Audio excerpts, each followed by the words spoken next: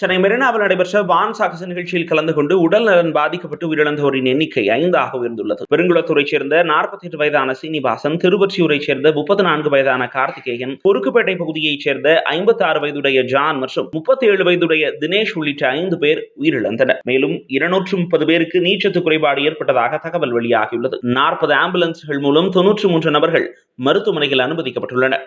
இந்த விவகாரம் குறித்து அதிமுக பொதுச் செயலாளர் எடப்பாடி பழனிசாமி வெளியிட்டுள்ள அறிக்கையில், இந்திய பாதுகாப்புத்துறையின் முக்கிய அங்கங்களுள் ஒன்றான இந்திய விமானப்படையின் 92வது துவக்க நாள் விழாவை முன்னிட்டு விமானப்படையின் வீரத்தை பறைசாற்றும் வண்ணம் சென்னையில் வான் சாகச நிகழ்ச்சி அரங்கேறியது. இதற்கான அறிவிப்பு முன்கூட்டியே வெளியான நிலையில் லட்சக்கணக்கான மக்கள் பார்வையிட கூடுவர் என்பது அறிந்து போக்குவரத்து, அடிப்படை வசதிகள் உள்ளிட்ட ஏற்பாடுகள் மேற்கொள்ளப்பட்டிருப்பதாக தமிழ்நாடு அரசு சார்பில் தெரிவிக்கப்பட்டிருந்தது. இருப்பினும் இந்த நிகழ்ச்சியில் நிர்வாக ரீதியிலான ஏற்பாடுகளும் கூட்டத்தையும் போக்குவரத்தையும் ஒழுங்குபடுத்துவதற்கு காவல்துறையினரும் போதிய அளவில் இல்லாததால் மக்கள் கடும் கூட்ட நெரிசலில் சிக்கி குடிநீர் கூட கிடைக்காத நிலை ஏற்பட்டு, மேலும் வெயிலின் தாக்கத்தால் பலர் மருத்துவமனையில் அனுமதிக்கப்பட்டுள்ளதாகவும் அதில் இதுவரை 5 பேர் உயிரிழந்துள்ளதாகவும் வரும் செய்திகள் அதிர்ச்சியும் மிகுந்த வேதனையும் அளிக்கின்றன.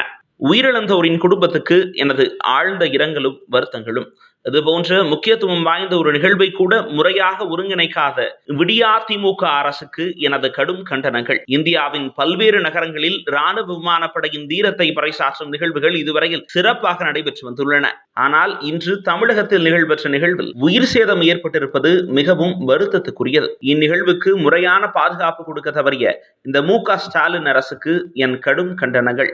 இந்த நிலையில் இந்த விவகாரம் தொடர்பாக செய்தியாளர்களிடம் பேசிய மருத்துவ மற்றும் மக்கள் நல்வாழ்வுத்துறை அமைச்சர் மா. சுப்பிரமணியன், வான்வெளி சாகச நிகழ்ச்சியை நடத்த அரசின் நிர்வாக ரீதியிலான முழு ஒத்துழைப்பு வழங்கப்பட்டது என்றும், விமானப்படையின் நிகழ்ச்சிக்கு அனைத்து ஏற்பாடுகளும் அரசால் செய்து தரப்பட்டன என்றும் தெரிவித்தார். மேலும் மெரினாவில் போதுமான எண்ணிக்கையில் தற்காலிக கழிவறைகள், குடிநீர் வசதி செய்யப்பட்டிருந்தன. 7500 காவலர்கள் பாதுகாப்பு பணியில் ஈடுபடுத்தப்பட்டனர் என்றார். ஸ்கூல்ல, வீட்ல, காலேஜ்ல, ஆபீஸ்ல, டூர்ல, இப்படி எங்க வேணாலும் சாப்பிடலாம். Lion muesli. நம்ம ஆரோக்கியம் நமக்கு முக்கியம்.